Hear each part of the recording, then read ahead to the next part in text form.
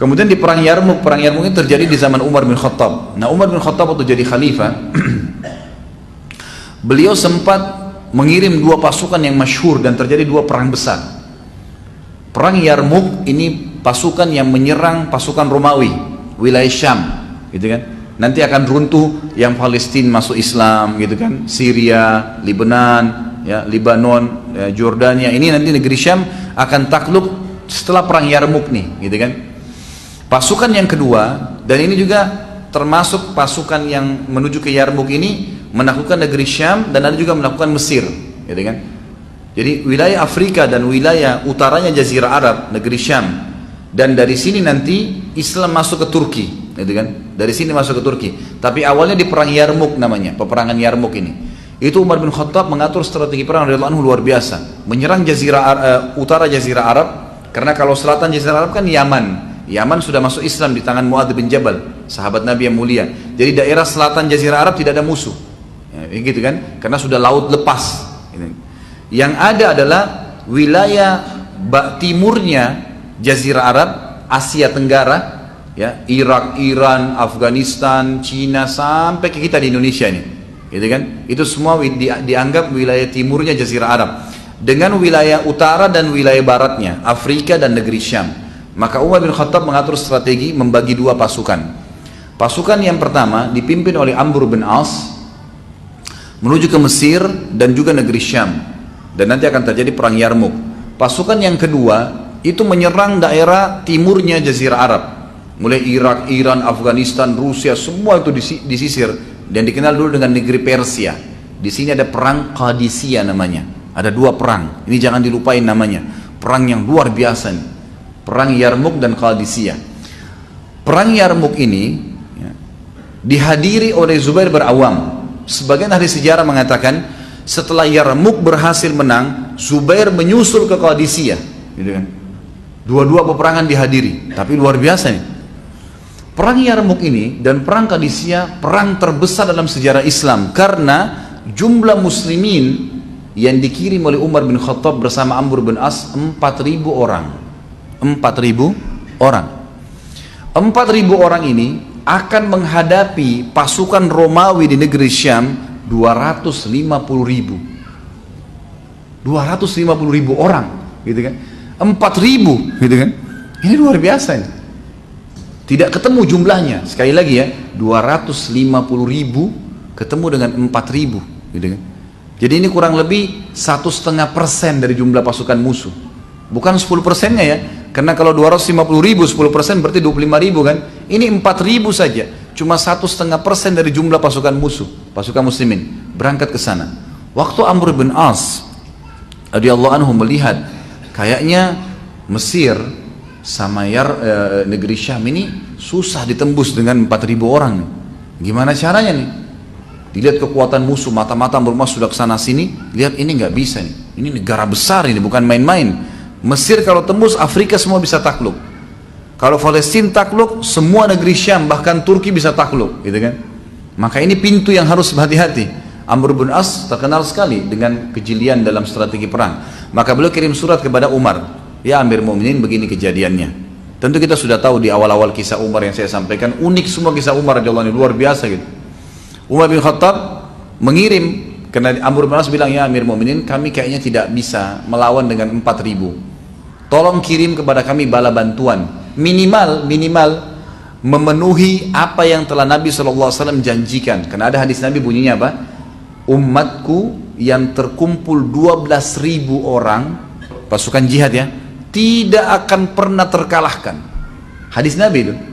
Jadi selalu sahabat jadikan patokan 12.000. Kalau sudah 12.000 sudah pasti menang, gitu loh. Asal semua mujahidin itu janji dari Nabi SAW, gitu kan. Maka Amr bin As ingin mengejar target itu, nggak usah lebih dari 12.000, walaupun pasukan lebih banyak, 12.000. Nabi sudah janjiin tuh, kirim surat kepada Umar. Apa yang terjadi? Umar bin Khattab menemukan di Madinah nggak cukup pasukan. Mana caranya kirim? Ini sana 4.000, kirim 8.000 nggak cukup di Madinah. Apa yang terjadi? Umar bin Khattab mengirim 4.000 orang.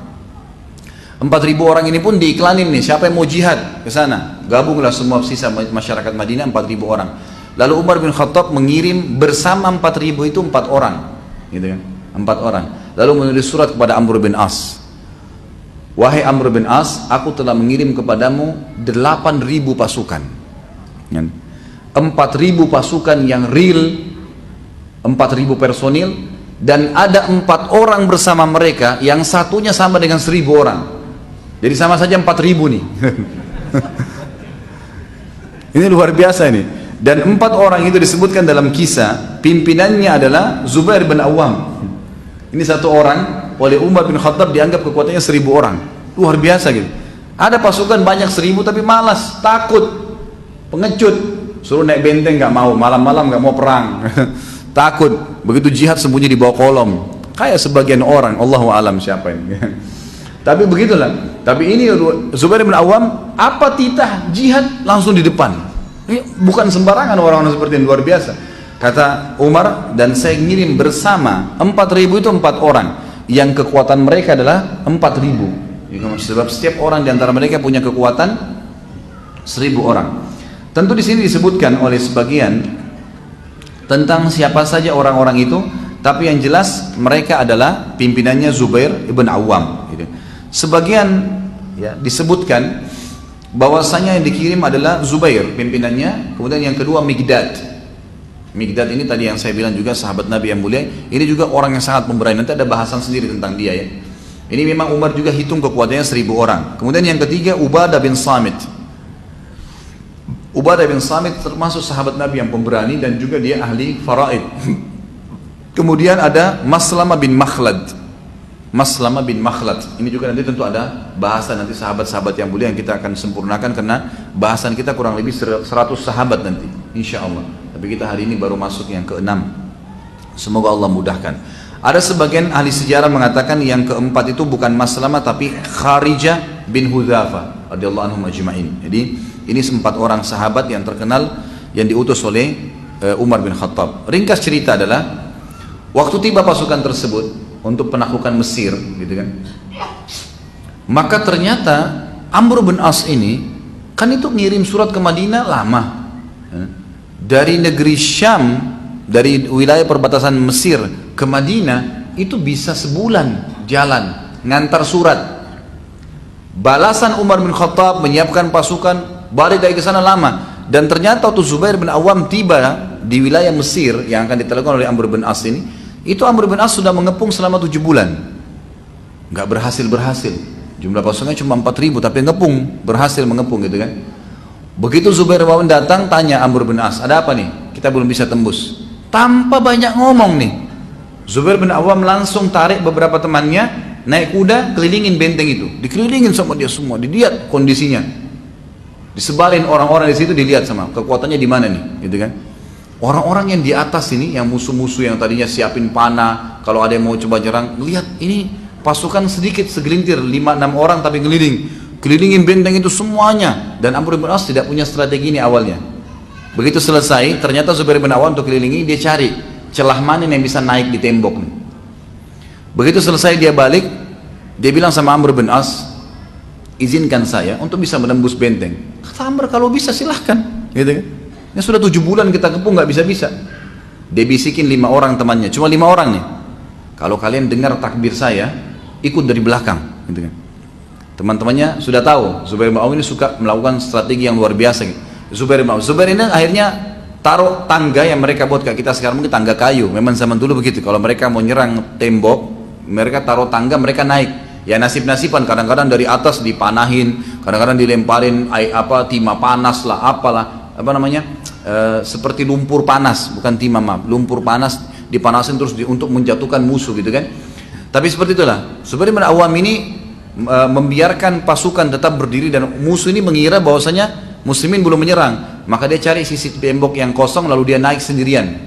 Begitu dia naik sendirian, dia naik kemudian dia bunuh beberapa orang di atas situ, kemudian dia takbir Allahu Akbar, temannya yang 5 orang naik nih, naik semua. Begitu naik, mereka 5 orang ini masuk bobrak-abrik di dalam sampai berhasil membuka pintu gerbang. Hari pertama tiba, yang tadinya Amr bin As sudah 7 bulan ngepung nggak bisa-bisa, hari pertama tiba sudah tembus benteng, gitu kan. Akhirnya Mesir takluk. Sampai kata ulama apa? Yang panen pahala masyarakat Mesir dan Afrika Zubair bin Awam radhiyallahu anhu. Gara-gara keberaniannya ini tembus benteng, masuk Islam, sampai sekarang Mesir Muslim. Negeri di sebelahnya semua yang takluk setelah itu Tunis, Jazair, Maroko, kemudian ke bawah semua ya. Itu semua masuk Islam justru karena pintunya dari Mesir. Zubair bin Awam hanya karena keberanian yang luar biasa, yakin tentang janji Allah, menembus sendirian karena dia tahu dia mati syahid gitu kan. Tapi kalau dia tidak mati berhasil kayak sekarang, menembus. Dan semua orang akhirnya ya di Mesir dan di Afrika pada saat masuk Islam dan sampai kapanpun itu terjadi, Zubair bin Awam panen pahalanya hanya karena kiprah yang luar biasa di medan jihad. Makanya kalau Allah mudahkan, Allah SWT mudahkan jihad ini, jangan tunda. Ada kesempatan mati langsung saja gitu kan, toh ajal akan datang gitu kan. Dan ini punya kiprah, atau Allah akan berikan kemenangan di tangan kita. Takluk Mesir, pindah ke, ini bukan perang Yarmuk ya, ini kita belum bicara perang Yarmuk, ini masuk penaklukan Mesir. Sekarang kita akan bahas kiprah Zubair di Yarmuk. Yarmuk ini dari Mesir nyerang ke negeri Syam, Palestina, kan gitu, Yordania. Ini perang Yarmuk di situ. Di situ dulu ada kekuatan orang-orang Rom, orang Romawi. Mesir juga sama ya, dulu itu juga dipimpin oleh mereka. Takluk Mesir lalu mereka ke sana di Yarmuk. Nah di Yarmuk ini ada punya kisah juga tersendiri. Ada beberapa sahabat atau pasukan muslimin yang jumlahnya tadi sekitar 8.000 orang menuju ke kancah peperangan Yarmuk. Di benteng orang-orang Romawi ternyata sudah ditunggu nih orang-orang Romawi. Orang Romawi waktu itu menyiapkan 250.000 pasukan, dan supaya mereka tidak lari dari kancah peperangan oleh Raja Romawi waktu itu, pasukannya yang dekat benteng itu dirantai tangannya satu sama yang lain, diikat dengan rantai. Jadi yang tangan satu pegang pedang, tangan satunya dirantai gitu kan. Ini 250.000 orang, jadi ada sekian 50.000 atau 70.000 orang kalau saya tidak salah itu diikat rantai. Ada pasukan pedang, ada pasukan kuda, ada pasukan pemanah, dibagi-bagi 250.000 orang. Begitu tiba di kancah peperangan tersebut, langsung saja perilaku Zubair sama. Lihat pasukan nih, ini 8.000, ini 250.000 nih. Dia nggak nunggu nih. Begitu lihat pasukan, langsung datang ke depan musuh kayak tadi. Perilakunya sama, mondar-mandir depan musuh, gitu kan. Terus sambil ayunkan pedangnya, tunjukkan kemahirannya depan, tinggal tunggu takbir diserang sama dia, gitu kan. Temannya rupanya yang 5 orang tadi yang memang dia bentuk tim itu, yang bantu tadi dia waktu tembusin benteng di Mesir, itu sempat bilang, wahai Zubair, kenapa kau tidak tembus aja mereka, supaya kami juga ikut. Kata Zubair, saya takut kalian tidak mampu nanti ikutin saya. Bisa nggak? Kalau saya tembus ini kalian ikut nggak? Gitu. Oh kami bisa, kata mereka. Baiklah, tanpa tanya, Zubair bilang Allahu Akbar, masuk. Dia masuk sendirian, ini yang lain mau masuk nggak bisa. Kan musuh banyak ini, 250.000 orang, berapa puluh ribu orang yang harus ditembus. Zubair sendiri nembus tuh, nembus sampai ke dalam, sampai ke ujung, sampai ke pintu gerbangnya Romawi. Gitu. Terus dia kembali lagi, nyerang lagi dari belakang, sampai kembali lagi ke muslimin, gitu kan. Tidak cukup di situ. Setelah kembali, dia bilang sama teman-temannya, mana kalian ini? Yang 5 orang tadi, mana kalian? Mereka bilang, kami mau coba sekarang. Allahu Akbar, masuk lagi. Zubair tembus, mereka tertahan. Begitu lihat musuh henusin pedang, pada berhenti yang 5 orang ini. Zubair masuk lagi terus sampai ke belakang. Kembali lagi, 2 kali, nggak terbunuh gitu kan. Sampai waktu dia mau keluar yang kedua kali, dipegang tali kakangannya oleh musuh-musuh, dikeroyokin sampai ada yang tebasin pedang. Nah disinilah dia sempat kena tebasan pedang di pundaknya yang tadi kita bahas. Ada 3 tebasan besar di pundaknya yang sampai anaknya anaknya Urwa mengatakan kalau saya masukkan jadi saya bisa masuk kena dalamnya. 2 di Badar dan 1 di Yarmuk, di perang ini gitu kan, ditebas tapi dia tidak mati radhiyallahu anhu. Tapi seperti itulah kiprahnya yang sangat luar biasa. Dan ternyata perilaku Zubair yang 2 kali menembus itu betul-betul mematahkan semangat orang Romawi gitu kan. Ini 1 orang begini gitu. Dan itu kelihatan di kancah peperangan kan 1 orang. Ini belum yang lainnya nyerang, baru ini saya sudah begini. Padahal memang ini cuma 1 orang barangkali. Tapi seperti itulah, 1 orang aja begini apalagi yang lainnya. Dan ini subhanallah dalam strategi perang memang begitu ya. Sedikit saya berikan, nanti ada kisah di Abu Ayyub Al-Ansari radhiyallahu anhu. Abu Ayyub Al-Ansari ini umurnya panjang. Dan beliau sampai kalau tidak salah umur 100 tahun. Beliau mengetahui hadis Nabi SAW yang berbunyi, pasukan yang menyerang Konstantinopel, ya, Turki sekarang ya, Konstantinia, itu akan diampuni dosanya. Maka setiap ada penyerangan, pasti Abu Ayyub mau ikut. Pas di zaman Yazid bin Muawiyah, khalifah kedua setelah di dalam dinasti Umayyah, setelah ayahnya mati Muawiyah bin Abi Sufyan radhiyallahu anhu, maka Yazid bentuk pasukan dan Abu Ayyub ikut. Abu Ayyub itu umurnya sudah 100 tahun. Pas sudah depan benteng, gitu kan? Besok mau menyerang ini, Abu Ayyub bilang sama Yazid, "Wahai Yazid, saya sakit nih, saya rasa sakit. Kalau saya meninggal malam ini, jangan kubur jenazah saya kecuali depan benteng mereka. Di sana kubur saya, jangan di sini. Kalau saya mati, bawa jenazah saya, pikul, perang." Jenazah pun dipikul, gitu. Pokoknya kubur saya di depan pintu gerbang mereka, gitu kan. Maka kata Yazid, baiklah. Ini kan kalau meninggal, gitu kan. Ternyata betul meninggal radhiyallahu anhu malam itu. Waktu meninggal malam itu, Yazid jalankan wasiatnya. Kan pasukan mau nyerang nih. Pokoknya nanti kalau sudah berhasil sampai depan benteng, kubur situ, walaupun tidak menang, gitu. Dikafani, dibungkus, kemudian dipikul. Ternyata subhanallah, hikmah yang luar biasa. Waktu pasukan muslimin sebelum menyerang, jenazah Abu Ayyub ditaruh di bagian depan, dipikul sama sebagian orang, gitu kan. Yang satu pegang pedang, satu pegang pikul jenazah. Ada mata-mata musuh dari Konstantinopel lagi masuk, pakai baju umat Islam, masuk, nyelip. Terus dia tanya sama orang di situ, "Itu siapa itu? Jenazah siapa?" Ini dikira orang muslim, padahal mata-mata. Kata si muslim, "Itu Abu Ayyub al-Ansari, sahabat Nabi." Kata si mata-mata ini, "Kenapa kok tidak dikubur?" Dia bilang tidak, dia mau dikubur di depan benteng sana. Mata-mata ini pulang sampaikan ke rajanya, "Ini yang kita lawan pasukan gila nih. Orang matinya aja mau berperang, apalagi orang hidupnya." Gitu. Luar biasa ya. Jadi peran-peran seperti ini ternyata keberanian yang luar biasa, karena tahu janji Allah luar biasa gitu, membuat penyebab kemenangan, gitu kan. Dan memang itu memang dibutuhkan. Jadi keberanian yang seperti yang dibutuhkan. Bukan berani nampar istri, bukan berani mukul-mukul orang kalau lagi utang, bukan itu. Di kancah peperangan, gitu kan. Bukan sombong karena atasan kepada bawahan, itu tidak ada dalam Islam. Tapi yang benar itu di kancah peperangan, tunjukkan di jalan Allah Subhanahu wa taala untuk mati syahid. Itu pelajaran yang besar sekali. Para sahabat mengatakan, Zubair benar-benar adalah seorang kesatria yang mengagumkan. Saat sahabat-sahabat lain menahan diri dan mereka tidak kuasa untuk menembus, maka Zubair menembus semuanya.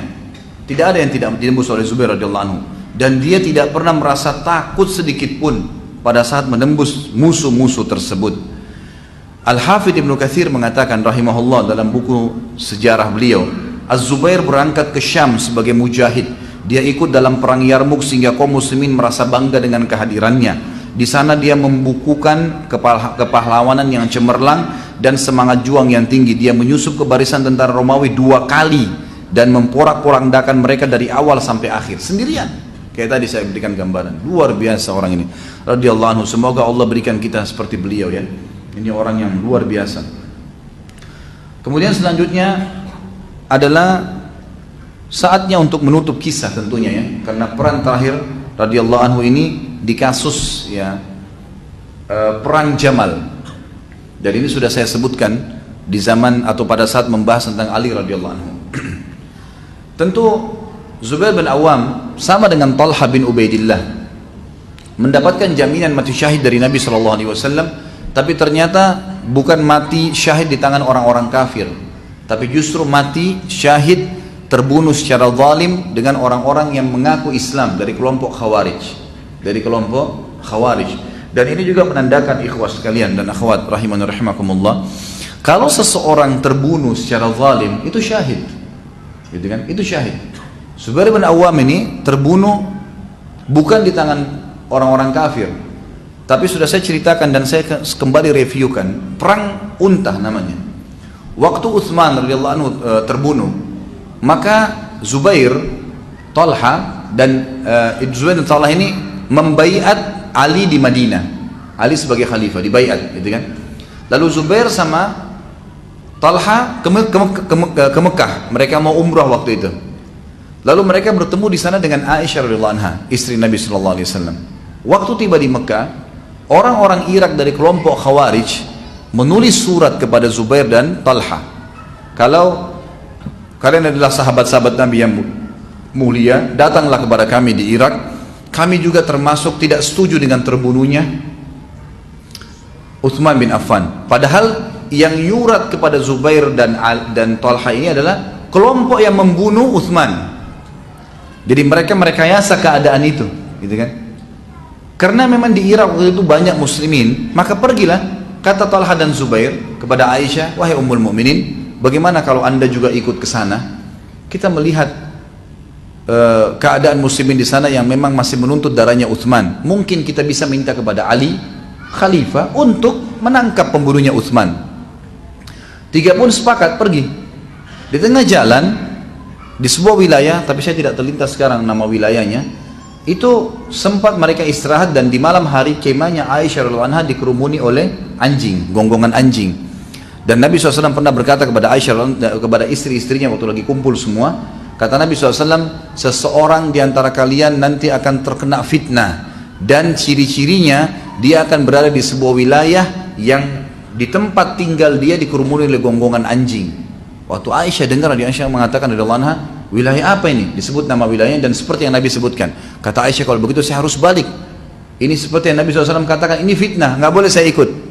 Kata Talha dan Zubair, kita tidak bukan untuk berperang kok. Kita mau ke sana bukan untuk berperang. Tidak ada fitnah perang di sini. Kita cuma datang ke sana untuk menyambut teman-teman kita, saudara-saudara kita muslimin, mendengar aspirasinya mereka, dan nanti kita sampaikan kepada Ali. Niatnya cuma itu. Ternyata orang-orang Khawarij ini memang mereka kan benci dengan Ali, karena saya sampaikan di kisahnya Ali kan memerangi mereka ya. Dan sampai Ali radhiyallahu anhu banyak membunuh mereka dari orang-orang Khawarij, dan ada juga sebagian didakwai Abdullah bin Abbas radhiyallahu anhu majma'in. Tapi ringkas cerita adalah Ali orang-orang Khawarij itu ingin memang membuat sahabat-sahabatnya jadi fitnah, berperang satu sama yang lain. Begitu Zubair, Talha dan juga Aisyah radhiyallahu anha majma'in tiba di Irak, ternyata orang-orang Khawarij sudah menyiapkan pasukan. Pasukan ini disiapkan kuda untuk Zubair, untuk Talha, dan juga disiapkan unta untuk Aisyah, gitu kan? Waktu mereka bertiga tiba, lihat pasukan ada, ini apa-apaan nih semua? Kata mereka, enggak, kami hanya menyambut kalian. Silakan naik ke kuda-kuda ini unta. Sementara pada waktu mereka menyurat kepada Talha dan Zubair, mereka juga menyurat kepada Ali sambil berkata, wahai Ali, sekarang Talha, Zubair dan Aisyah keluar dari Mekah menuju ke kami untuk memerangimu. Ali juga keluar dengan pasukan dari Madinah untuk memastikan masalah itu, gitu kan? Begitu ketemu dua pasukan terjadi fitnah besar, dan ini saya tidak review semuanya karena sudah kita bahas pada kehidupan Ali di masa khilafah Ali, dan Anda bisa kembali ke dua pertemuan yang lalu ya, kurang lebih. Yang jelas ringkasnya adalah pada saat bertemu pasukan, Ali radhiyallahu anhu melihat Zubair dan Talha, dan waktu itu karena pasukan sudah ketemu, saya kasih rasionalnya begini. Kalau misalnya ada 5 orang jalan di jalan sebelah kiri, 5 orang jalan di jalan sebelah kanan, lewat saja nih. Kemudian ada satu orang dari kelompok sebelah kiri ngelempar batu ke yang sebelah kanan. Kira-kira yang kanan balas nggak? Balas. Bahkan 5 sama 5 ini bisa berantem kan? Bagaimana kalau 1000 orang? Bagaimana kalau lebih daripada itu? 10.000 orang. Pasukan waktu itu banyak sekali, gitu kan? Dan memang sudah diatur sedemikian rupa jadi fitnah. Jadi waktu pasukan Ali datang, orang-orang Khawarij nggak pakai nunggu, langsung mereka pecik dengan takbir, melempar anak panah ke sana. Ali pikir menyerang. Ali lihat di depan ada Talha dan Zubair sama Aisyah. Wah, ini berarti memang membentuk pasukan pemberontakan, gitu kan? Padahal sebenarnya mereka tidak ngerti apa-apa. Maka Ali radhiyallahu anhu dengan kecerdasannya juga langsung mendekati Talha dan Zubair di kancah peperangan. Wahai Talha dan Zubair, apakah kalian melupakan sabda Nabi SAW kepada kalian berdua? Jadi ternyata pernah Nabi SAW lagi duduk berempat nih, Talha, Zubair, Ali dan juga Nabi SAW. Nabi mengatakan kepada Talha dan Zubair, kalian satu waktu, kata Nabi SAW kepada Zubair, Zubair yang ditanya, wahai Zubair, apakah kamu mencintai Ali? Kata Zubair, tentu saja, sepupu saya, bagaimana saya tidak cintai dia? Ayahnya Ali, Abu Talib, ibunya Zubair, Sofia, saudara nih, sepupu kan gitu. Pasti saya cintai dia, apalagi dia adalah orang yang luar biasa menjadi sahabat Anda. Kata Nabi SAW, ketahuilah, satu waktu nanti kau akan bertemu dengan Ali di kancah peperangan dan kau dalam keadaan zalim, jangan ikut-ikutan. Kata Ali, ingatkah itu Zubair yang Nabi bilang? Kata Zubair, iya, dan saya tidak niat untuk berperang sebenarnya, kata Zubair. Maka Zubair mengatakan, Talha keluar. Talha ini teman dekatnya, kita keluar dari kancah peperangan, jangan ikut-ikutan nih. Maka keluarlah Aisyah radhiallahu anha tetap di atas unta karena sudah jauh dikerumuni dengan pasukan. Ini terjadi peperangan nih, gitu kan. Waktu dua-duanya Talha dan Zubair keluar dari kancah peperangan, maka ada beberapa pimpinan-pimpinan Khawarij yang memang tidak suka dengan kejadian tersebut. Maka mereka pun akhirnya berusaha untuk membunuh. Datanglah seseorang yang telah membunuh ya, Zubair, itu disebutkan namanya